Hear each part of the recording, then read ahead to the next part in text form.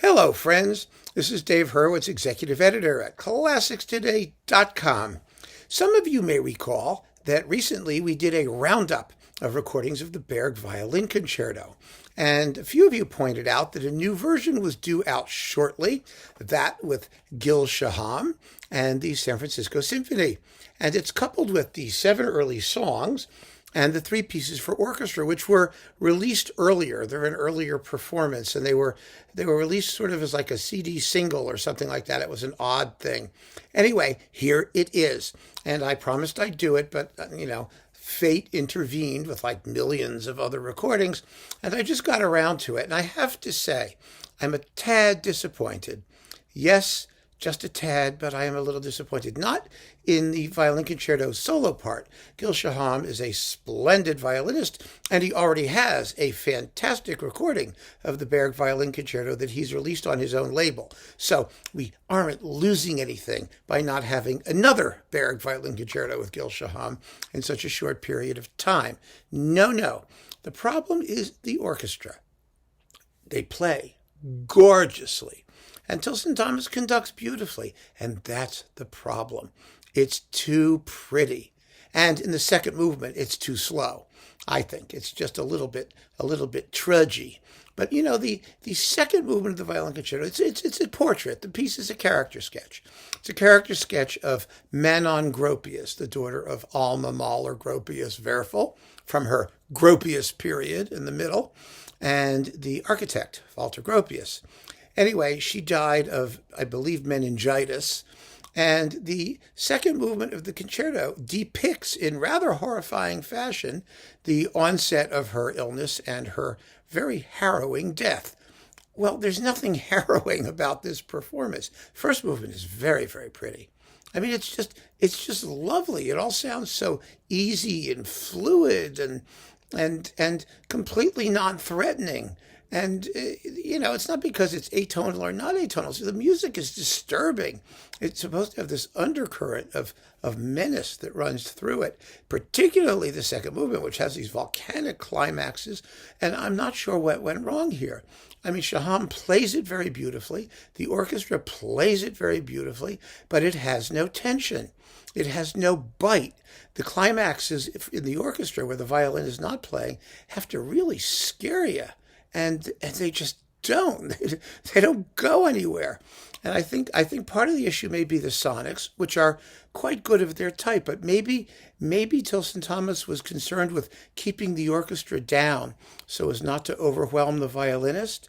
Well, there are times when you have to overwhelm the violinist. I'm sorry.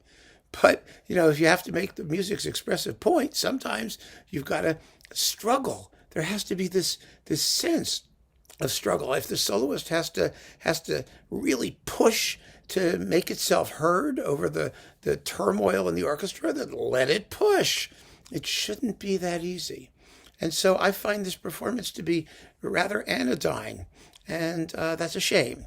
It's a shame, but like I said, we have an excellent Gil Shaham Berg Violin Concerto already, and so we don't need another one. Now, the other pieces on the disc. First, we have the 7 early songs, and they're sung fabulously by Susanna Phillips, the soprano. This is truly beautiful and gorgeous singing. I mean, she has a beautiful, pure soprano voice. She sings with a keen awareness of the words.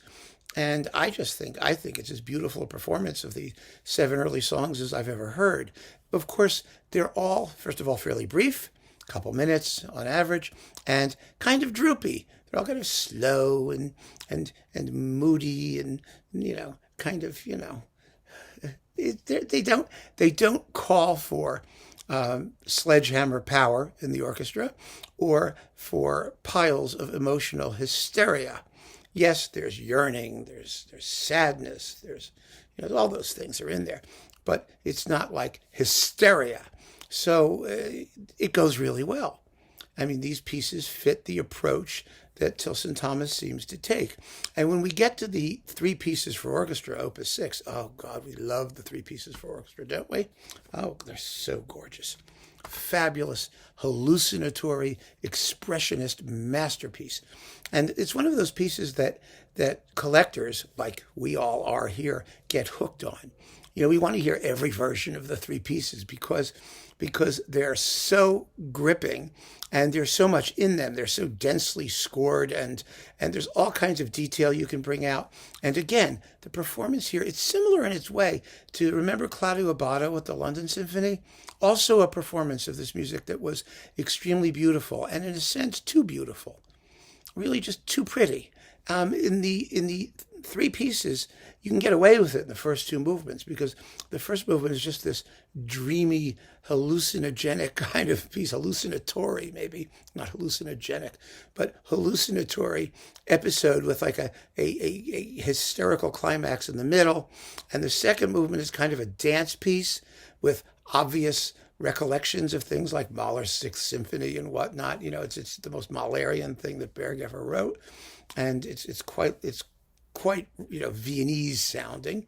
So you can get away with all of that. But the last movement, the march, the big movement with the sledgehammers from Mahler's Sixth and all the stuff going on in it, that needs to scare the crap out of you. And this performance does not scare the crap out of anything. It's very good. It's very well played. I wouldn't say that Tilson Thomas underplays the climaxes as he does in the Violin Concerto. He really doesn't. But by the same token, I just miss the harshness, the level of tension, the screaming, frightening edge that this music is supposed to convey. I think maybe part of it is that it's very familiar, and orchestras play it now without the kind of difficulty that they used to play it with, and that difficulty showed. But if the orchestra does not have any particular difficulty with the idiom, it's up to the conductor and the players to convey that sense of struggle, that sense of frightening intensity. And I don't hear much frightening intensity here. I just don't. I hear some really, really, really good playing. And part of it might have come off better. Remember when I talked about orchestras not being able to play loud anymore? If they just hit the climaxes with an extra degree of F in the fortissimos, just that much more, just that threat of something exploding, then everything would have been fine. Mind you, this is not bad. I don't think there are any really bad performances of the three pieces for orchestra. People either do it well because they know what they're doing or they don't do it at all. But there are different levels of intensity and consequently persuasiveness. Karajan, for example, a guy who you would think would have paved over the whole thing, had the intensity. He had the climaxes, and because the orchestra had to work, and he made them work, and you can tell he's making them work. That's what really does it. James Levine on Sony, that's very good too. Levine's remake with the Vienna Philharmonic is very good, better than his original one with the London Symphony. There are fine performances of the three pieces for orchestra. It's not a piece that I worry about because there aren't any. But this one, however well played it is simply too pretty. You do not want to come away from the three pieces for orchestra and say, oh, that was so pretty. That was just so pretty. Ooh, I'll take a little nap while it's going on. I'm exaggerating, obviously. But this is not one of, I think, Tilson Thomas's finer effort. But those 7 early songs, wow, those are magical. Absolutely magical. So, where are we with this? Well, I would say offhand that it's not an essential purchase, and unless you're collecting Tilson Thomas in San Francisco, you don't really need it. If you're collecting Berg, you'll want it because you'll want everything Berg did, as a matter of course. But my goodness, an expressionist nightmare where it's supposed to be, this ain't. And I want my expressionist nightmare. I don't want to be, oh, it's so nice. I want to be, ah! You want to wake up with a sweat. That's what you want. I'm not sweating. Look at this. My armpits aren't stained. Nothing's happening here at all. Nothing. So, I'm sorry, folks. We'll have to keep on listening to other things. Thanks for joining me. Take care.